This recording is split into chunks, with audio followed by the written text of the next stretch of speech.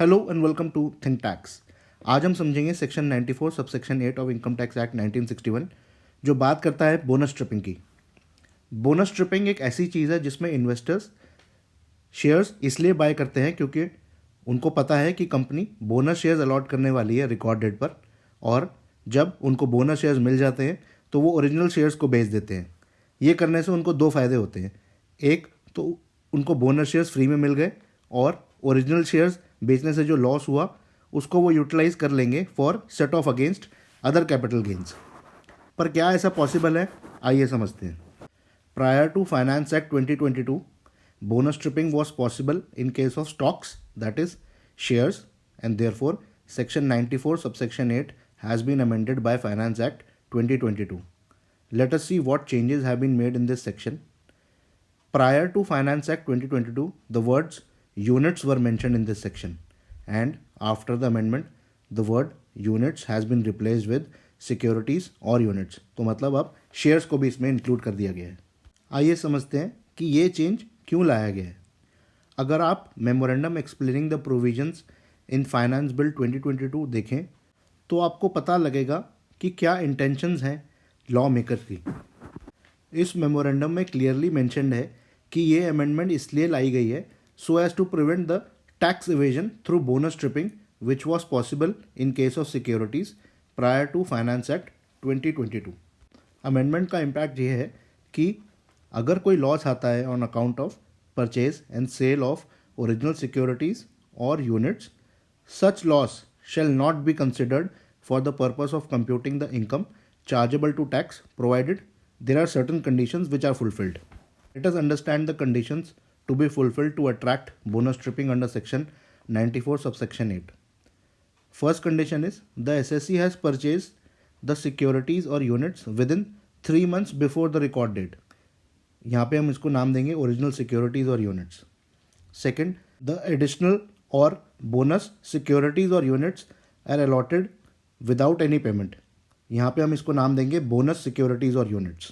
Third, the SSC has sold all और any of the original securities और units within a period of 9 months after the record date. And fourth, on the date of sale refer to in C above, the SSC has held at least one of the bonus securities or units allotted to him.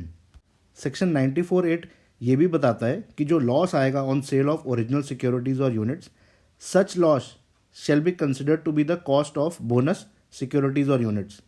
Let us understand bonus stripping with the help of an example. Let us see first example. A company named XYZ Limited declares 1:1 bonus shares on its equity shares on 15 July 2023. The record date for bonus shares entitlement is 31st July 2023. Mr. Z purchased 500 shares of XYZ Limited on 20th July 2023 for rupees 800 each and is allotted 500 bonus shares on 31st July 2023. Mr. Z sells 500 original shares on 1st October 2023 for rupees 420 per share. Prepare the computation of income. सबसे पहले हम इसमें compute करते हैं capital gain on sale of original shares. देखिए इसमें holding period होगा 20th July 2023 to 1st October 23। Sale consideration is 500 shares into 420 per share, less cost of acquisition 500 shares into 800 per share, that comes to 4 lakh rupees. तो short term capital loss है 1.90 lakhs। Now this loss of rupees 1.90 lakhs is not allowed to set off against any income and can't be carried forward. This is because section 94 subsection 8 says that such loss is to be ignored for the purpose of computing the income of the SSC chargeable to tax. I am highlighting the relevant portion of the law. However, such loss shall be deemed to be the cost of acquisition of the bonus shares. Therefore, the cost of bonus shares will be 1.90 lakhs. Let us now see the second example. Aditya Birla Mutual Fund declares 1:1 bonus units on its units on 25th April 2023.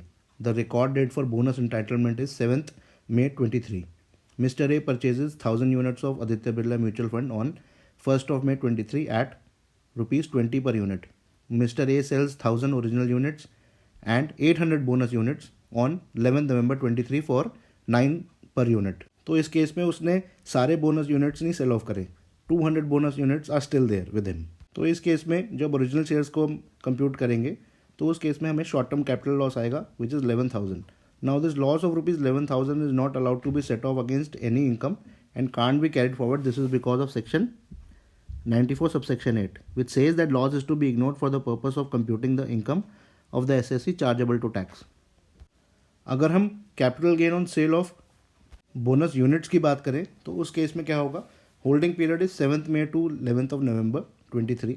Cell consideration is 800 shares into ₹9 per unit which comes to 7,200 less cost of acquisition.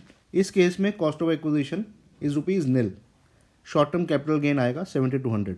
Cost of acquisition is nil as per section 55(2)(a)(1) and also both the original and bonus shares are sold on the same date. However, such loss shall be deemed to be the cost of acquisition of remaining bonus shares. जो loss हमें original units के case में आया है. Therefore, the cost of 200 bonus shares will be ₹11,000 as 200 bonus shares were held by him on the date of transfer of the original shares. Sorry, units. I hope आपको ये section clear हो गया होगा. In case you have any questions, please mention in the comment box.